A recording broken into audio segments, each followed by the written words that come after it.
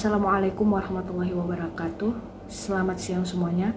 Yang terhormat kepada Bapak Muhammad MPD selaku dosen mata kuliah perbandingan pendidikan serta teman-teman kelas PAI 3 semua yang berbahagia.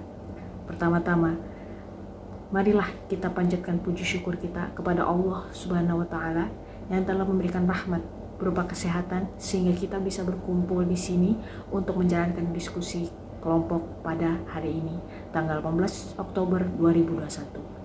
Serta tak lupa pula kita curahkan salawat serta salam kita kepada junjungan kita, Nabi besar kita Muhammad SAW.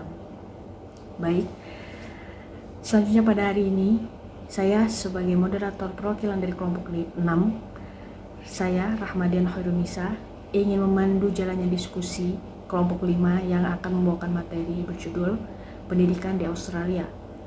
Adapun kelompok 5 yang beranggotakan pertama Darmawati, yang kedua Aisyah Nur Fahira, yang ketiga Muhammad Diki Arnolfan, dan yang terakhir Muhammad Ali Nasyari.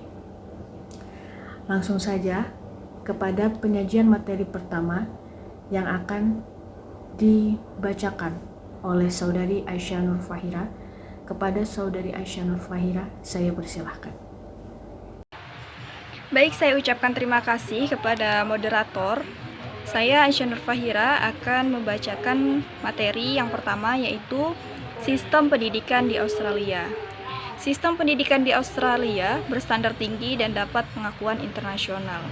Di Australia, pendidikan itu sangat diperhatikan oleh pemerintahnya. Sampai-sampai setiap anak yang terlahir atau besar di Australia punya kewajiban untuk bersekolah. Bahkan tidak segan pemerintah memberikan sanksi terhadap para orang tua jika anaknya sering membolos dan malas sekolah. Jadi tidak heran kalau masyarakat di Australia itu mayoritasnya berpendidikan. Karena dari kecil mereka sudah diwajibkan untuk sekolah. Nah, jadi di Australia ini terdapat dua macam tipe sekolah, ada yang negeri, ada pula yang swasta. Sekitar 2/3 dari jumlah siswa se-Australia memilih untuk sekolah di negeri, dan sisanya sekolah di swasta. Nah, untuk sekolah swasta ini dibagi menjadi dua kategori, yaitu yang pertama sekolah biasa dan sekolah berbasis agama, Katolik, Protestan, dan Islam. Nah, untuk tingkatannya, pendidikan awal ada yang namanya Taman Kanak-kanak atau TK. Ini juga diwajibkan. Kemudian setelah tamat dilanjutkan ke SD selama 6-7 tahun tergantung dari kebijakan setiap negaranya. Kemudian setelah lulus dilanjutkan lagi ke SMP selama 3 tahun. Ada yang dari kelas 7-9 dan ada juga yang dimulai dari kelas 8-10. Jadi ini tergantung negaranya.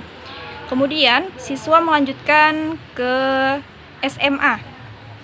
Nah, di sini rentang waktunya ada yang 3 tahun, ada yang 2 tahun. Ini juga tergantung oleh negaranya. Setelah tamat 12 tahun sekolah, siswa akan mendapatkan Year 12 sertifikat. Nah, sertifikat ini berisikan nilai mata pelajaran yang telah diraih di tingkat kelas 12. Nilai inilah yang sangat berguna untuk mendaftar ke universitas tanpa dites lagi.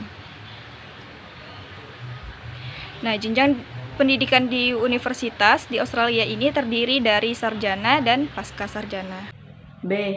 Kebijakan pendidikan di Australia. Jadi, Australia itu sudah menerapkan sistem pendidikan yang berbasis karir dengan tujuan untuk membangun kecakapan hidup dalam jangka panjang, mulai dari SD, menyiapkan tenaga pendidik yang berkualitas. Materi mendukung dalam memfasilitasi proses pembelajaran terkait pengembangan pribadi, pengembangan karir, dan juga belajar keterampilan seumur hidup.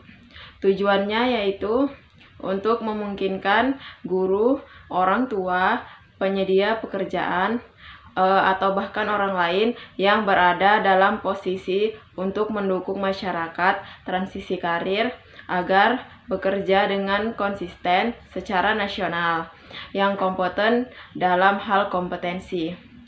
Manajemen karir akan membantu semua orang Australia mengatur kehidupan mereka, baik belajar maupun bekerja. Pemerintah juga tidak segan memberikan sanksi kepada orang tua jika anaknya sering bolos atau malas ke sekolah. Nah, jadi di Australia ini pemerintahnya itu memberikan perhatian yang sangat besar sehingga pendidikan setiap anak yang lahir atau besar di Australia punya kewajiban untuk bersekolah. Selanjutnya yang C, yaitu problematika pendidikan di Australia. Jadi di sini ada beberapa masalah yang ada dalam pendidikan di Australia. Yang pertama yaitu adanya gap di antara kedua jenis sekolah, yaitu sekolah publik dan sekolah privat. Yang kedua, anak yang ekonominya rendah itu mendapatkan akses pengetahuan dan teknologi lambat.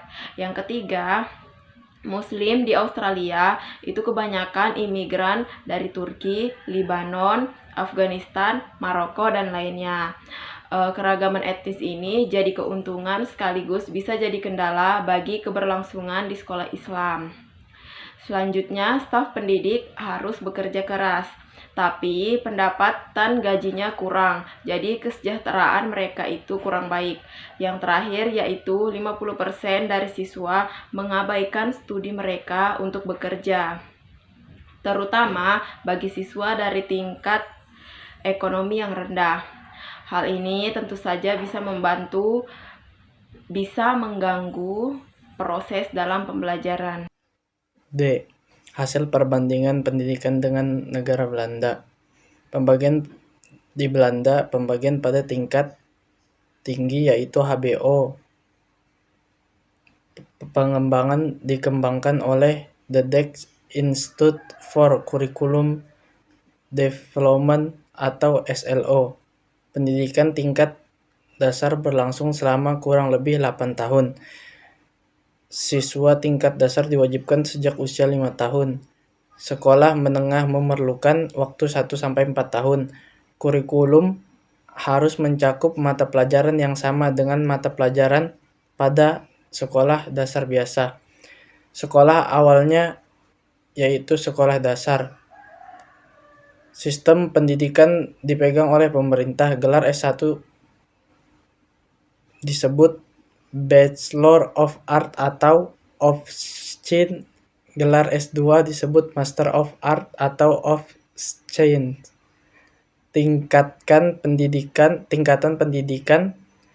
primary and secondary education, SD dan lanjutan, senior secondary vocational education and training, pendidikan tingkat menengah dan kejuruan.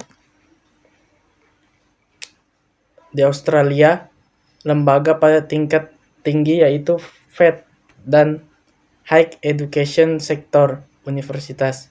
Pengembang kurikulum dikembangkan oleh Melbourne Declaration on Educational Goal for Young Australians.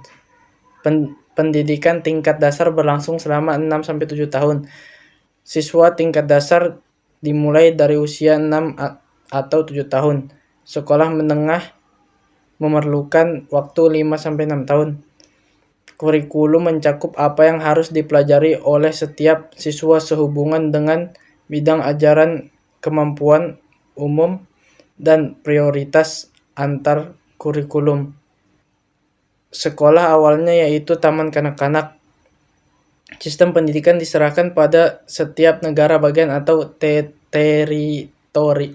teritorinya. Gelar S1 disebut Bachelor Degree. Gelar S2 disebut Master's Degree.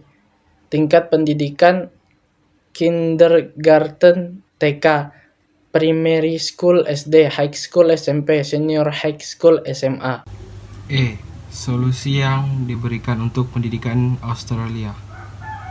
Cara mengatasi permasalahan pendidikan di Australia adalah dengan cara menghapus gap atau sistem sekolah publik atau privat. Mengapa demikian? Karena terdapat banyak perbedaan, contohnya fasilitas, pedoman, guru yang aktif, dan berbagai aspek lainnya yang membuat sekolah publik jadi tertinggal jauh dan banyak anak yang tidak memenuhi target dalam pendidikan.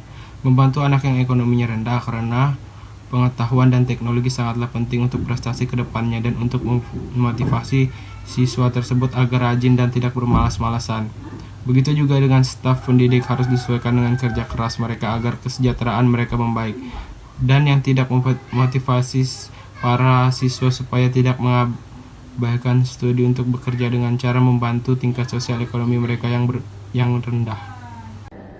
Baik, dengan dibacakannya materi terakhir tadi, maka berakhirlah presentasi dari kelompok 5. Saya sebagai moderator ingin menyampaikan bahwa sesi selanjutnya, yaitu sesi tanya jawab, akan dilaksanakan menggunakan WA Group sebagaimana yang telah diberitahukan oleh Bapak Muhammad MPD. Jadi bagi teman-teman yang ingin menanyakan atau masih yang belum paham dengan materi yang telah disampaikan, saya persilakan bertanya di WA Group. Dan bagi anggota kelompok 5, dimohon untuk tetap memantau grup dan segera menjawab pertanyaan teman-teman yang telah bertanya. Saya akan membimbing jalannya diskusi di WA Group. Sekian dari saya. Kurang lebihnya saya mohon maaf. Wassalamualaikum warahmatullahi wabarakatuh.